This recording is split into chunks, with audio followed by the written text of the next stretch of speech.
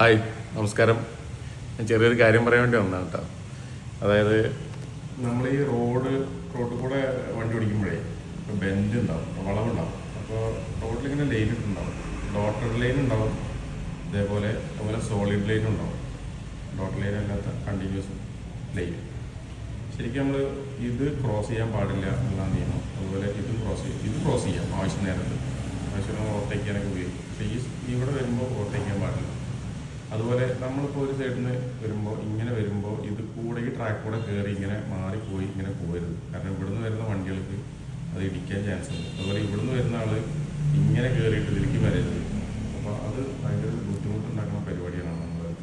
ഇപ്പം ഞാനിന്ന് ഇത് മെയിൻ പറയാൻ കാരണം, ഇന്ന് രാവിലെ ജസ്റ്റ് മിസ്സായി വണ്ടിയിട്ട് വരുമ്പോൾ. ഞാൻ പരമാവധി ശ്രദ്ധിക്കാറുണ്ട് സ്വന്തം ട്രാക്ക് കൂടെ വണ്ടി ഓടിക്കാൻ. പെട്ടെന്ന് ഒരാൾ അവിടെ നിന്ന് ഇങ്ങോട്ട് കയറി വന്നു. നമുക്ക് എന്തെങ്കിലും സംഭവിച്ചിട്ട് പിന്നെ പറഞ്ഞിട്ട് കാര്യമില്ലല്ലോ.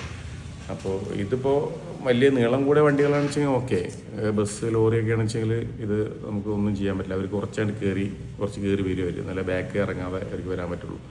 പക്ഷെ ബാക്കിയുള്ള 90% ചെറിയ വണ്ടികളൊക്കെ ഉണ്ടല്ലോ, ഇത് എല്ലാവരും ശ്രദ്ധിക്കണം. നമുക്ക് വേണ്ടി തന്നെ മനസ്സിലാക്കേണ്ട ഒരു കാര്യമാണത്.